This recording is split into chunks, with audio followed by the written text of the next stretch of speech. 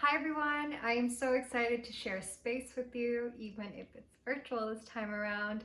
My name is Aditi Mayer and I'm a sustainable fashion blogger, photojournalist, and labor rights activist. 7 years ago, my relationship with fashion went from retail therapy to following arbitrary notions of what was in to a deeply personal exploration of my identity and decolonization. I remember my starts in the sustainable fashion world clearly. It was 2013 and I was just about to start my first year of my undergraduate college career. Design and aesthetics had always been powerful mediums for me to explore my South Asian heritage, and fashion was quickly becoming another medium to do so. However, a few months later, I learned about the Rana Plaza factory collapse. Rana Plaza was an 8-story garment factory in Dhaka, Bangladesh, producing for some of the world's biggest fast fashion retailers. One day, structural cracks were found in the building, and it was ordered to evacuate. However, there was so much pressure from upper management to have workers complete orders that they were called back into work. The next day, over 1,100 workers were killed when this 8-story garment factory collapsed. Over 2,500 were injured. Rana Plaza frames the biggest industrial disaster of our time.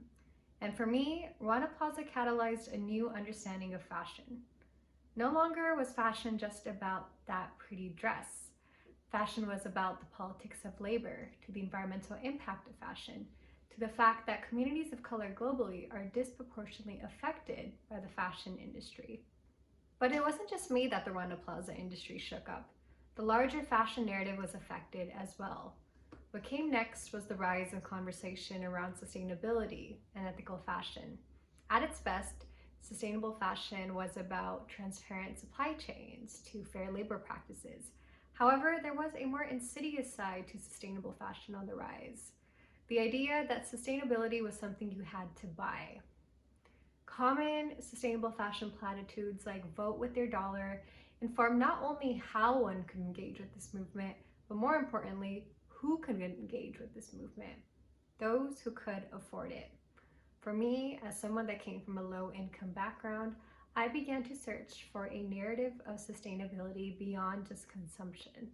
For me, I came to realize that true sustainability began at home, both as a cultural standard and economic necessity, far before sustainability became contextualized in the consumer act that it is today. From using all of our food containers, to saving our plastic bags, to hand-me-downs and normal practices of mending clothes. All of these were a lifestyle, not just a consumer choice.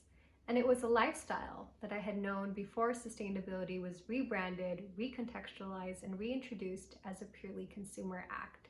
More and more, sustainability became about reorienting myself with ancestral roots and practices, especially those that existed prior to colonization. More and more, sustainability became the unlearning of constant consumption. But most importantly, sustainability became a means for decolonization. Don't get me wrong, conscious consumerism is incredibly important. However, the onus of ethics shouldn't be completely on the consumer. Rather, we need to hold the industry accountable. The industry that has largely normalized violence as part of its business model. Sustainability requires context.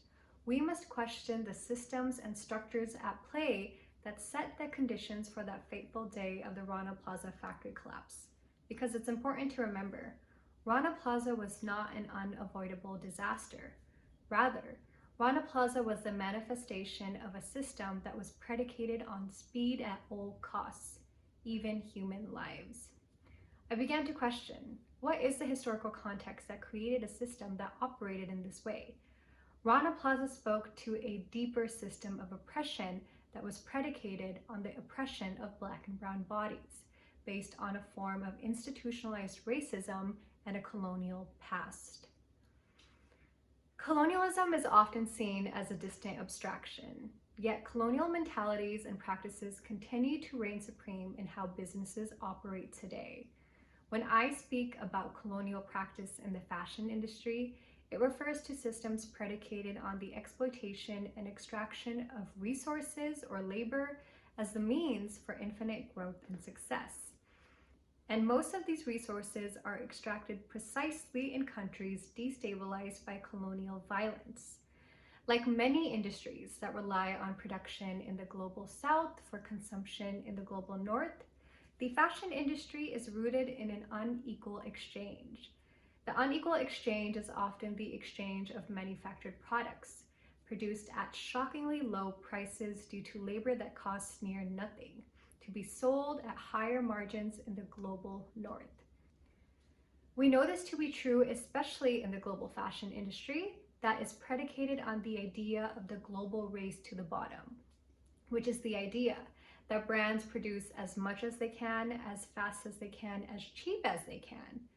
And this means heading to these countries that are reeling from the impacts of colonization, making them an especially vulnerable workforce.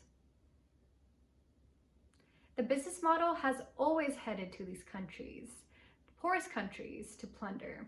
And this is not because of better infrastructure or better factories. Rather, this is because these are sacrifice zones. So, what are sacrifice zones? Sacrifice zones are places in the world whose vulnerable populations undergo resource extraction and exploitation for the sake of continued economic prosperity and growth. But we need to question economic prosperity and growth for who? This is the racism built into the system. Throughout history, we've seen how false hierarchies of power, often rooted in race, have been the first steps towards dehumanization and violence in order to maintain colonial projects. History shows that this is especially true for the textile and fashion industry. In 1664, the East India Company was established as the largest importer of cotton to Europe. A systemic plan was implemented to subdue the Indian textile economy, which made up 25% of the world's economy at that time, and coerce Indian farmers to abandon their farming, which was of subsistence crops, to cotton crops. Not only would this eventually subject farmers to a cycle of interest-laden debt, it would also greatly diminish the food supply.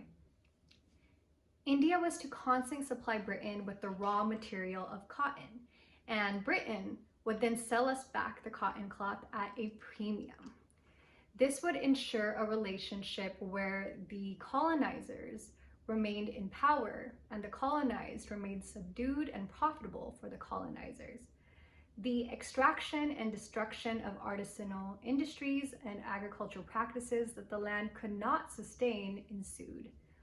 What's really important to note here is the pattern of exploited labor around the world, which positioned Britain as the workshop of the world. British manufactured cloth severely undermined the Indian cotton industry during the 19th century, especially due to the speed of the US-Britain cotton production system, which was predicated by the use of slave labor in America. Enslaved African peoples allowed white plantation owners in the South to garner unsurmountable wealth from cotton. Exploited labor and agricultural dexterity set the groundwork for the international fashion industry, which was America's first big business boom. That is, after America's indigenous populations were forcibly removed for their land to set the groundwork for the fertile land for plantations. History also shows us that localized textile production and fashion systems can often free these sacrifice zones from their hostage positions. During India's fight for independence from the British Raj, we had the rise of the Khadi movement. Khadi, which is an Indian indigenous form of hand-spun, hand-woven cotton, was used as a tool of resistance. Gandhi helped spur the Khadi movement, which sought to boycott cloth manufactured industrially in Britain, promoting the spinning of Khadi for rural self-employment and self-reliance. This constructed the framework for the larger Swadeshi movement, now known as the Make in India campaign. Knowing this history is important because it helps inform the literal ways that we can decolonize our system, which lies in reorienting our relationship with land and labor. If the sustainable fashion industry exists to challenge the way the industry has operated, it must go beyond buying our way into a new reality. Remember, we need to question, what is the type of system that we are trying to sustain? True sustainability means we must decolonize fashion. After all, we can't expect to fix the problem with the same culture that has created it. So what does it mean then to decolonize the industry? To decolonize the industry is to address wealth inequality. The fashion industry cannot operate without the high-skilled labor of garment workers, yet CEOs make millions off the backs of those that earn the least. We need to remember, it's not capitalists who create capital, it is the labor behind the label. To decolonize the fashion industry is also to reorient metrics of success beyond the idea of unlimited exponential monetary growth. The sustainable fashion movement must mark a key shift on how we view labor. Garment workers are not expendable. Garment workers are artisans, and fashion is art, not a disposable commodity. The sustainable fashion movement must explore business models that are rooted in circularity and longevity.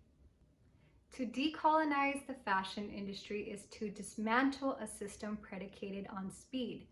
So much speed that it comes at the sacrifice of quality, the environment, and garment worker rights. To decolonize the fashion industry is also to go beyond a model rooted in arbitrary trends that are constantly changing.